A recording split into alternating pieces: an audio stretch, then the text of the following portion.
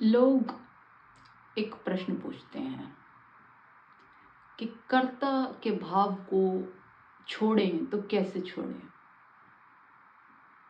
अब ये प्रश्न मौलिक रूप से गलत है। क्यों?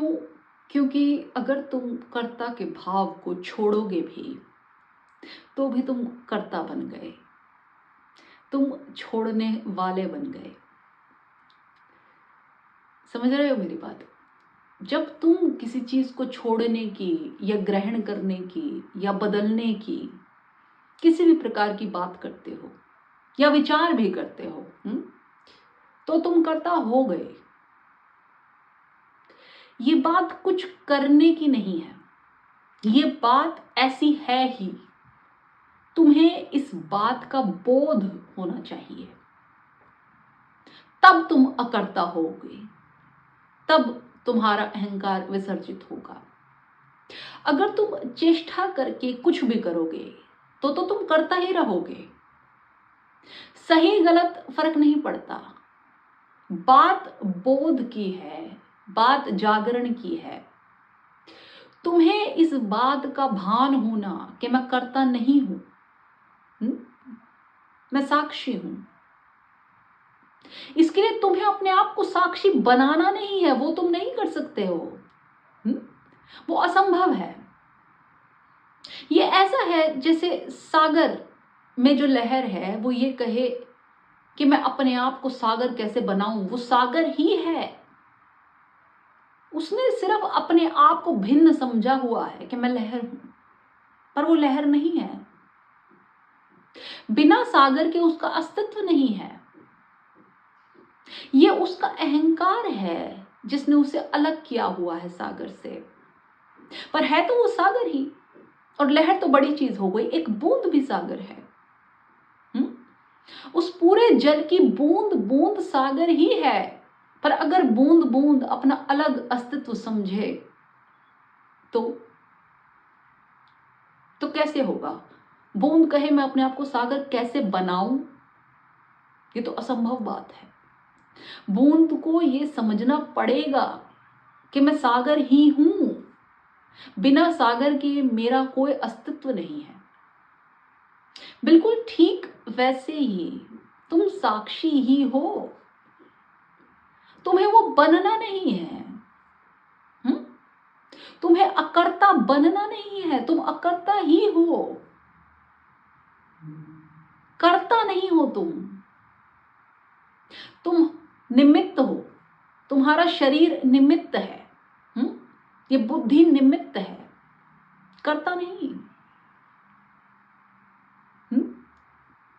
इस पूरे संसार में, इस पूरे ब्रह्मांड में जो चीजें घटित हो रही हैं, किसी न किसी कारण की वजह से घटित हो रही हैं, और वो किन्हीं किन्हीं निमित्तों के द्वारा घटित हो रही हैं। तुम वही निमित्त हो, तुम वही द्वार हो जिससे वो ऊर्जा तिरोहित हो रही है, किसी रूप में निकल रही है, ट्रांसफॉर्म हो रही है, कुछ कर रही है। लेकिन तुमने ये समझा कि तुम उसके करने वाले हो।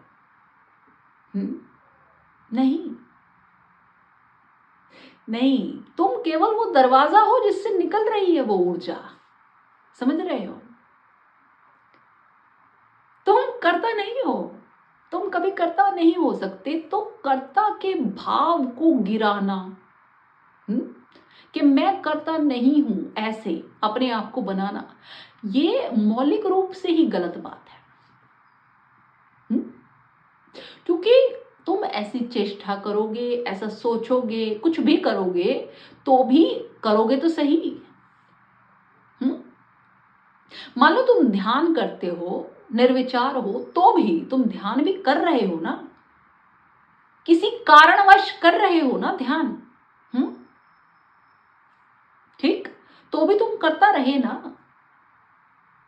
पर ध्यान करके फिर जो वो जागरूकता आए तुम्हारे भीतर, जो वो जागरण आए तुम्हारे भीतर, समझ रहे हो? ध्यान एक अभ्यास है तुम्हें कहीं पहुंचाने का।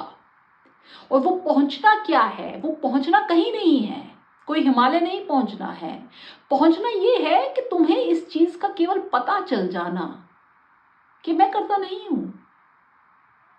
तुम उस स्थिति में आ जाओ, वो ध्यान है। समाधि है। ध्यान वो प्रक्रिया है जिससे गुजर के तुम वहां पहुंचे, पर ध्यान भी जब तुम करोगे तो तुम करता ही हो। तो ये कुछ करने ना करने समझने की बात नहीं है, ये तुम हो ही, बस तुम्हें पता नहीं है।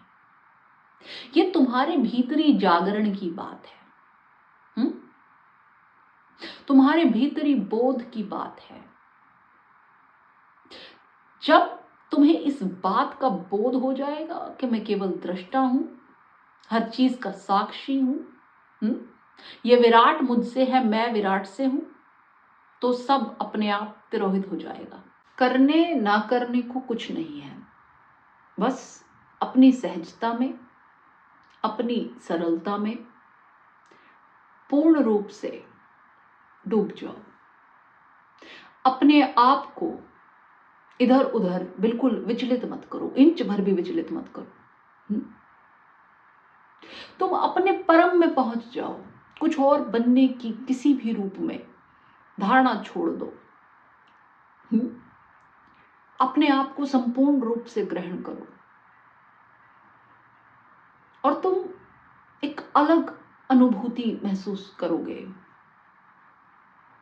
तुम पाओगे कि कुछ मेरे अंदर बीज के रूप में उगने लगा। कोई ऐसा या कुछ ऐसा जो हमेशा से था, जिसका हल्का हल्का एहसास तो मेरे भीतर हमेशा से था, पर मुझे कभी उसका साक्षात नहीं हुआ था। पर जब तुम अपने परम स्वरूप में, अपने स्वभाव में, अपनी सरलता में बहोगे, तब ये जो बीज है ये धीरे धीरे उगेगा। धीरे धीरे इसका पौधा बनेगा, वृक्ष बनेगा, इस पे फूल आएंगे, फल आएंगे। तब तुम अपने साक्षित्व में आओगे। तब तुम्हें ये समग्र अपने में लगेगा। तुम अलग नहीं हो, तुम लहर नहीं हो, तुम एक नहीं हो, तुम सर्व हो। और अगर एक हो तो सर्व तुम में है।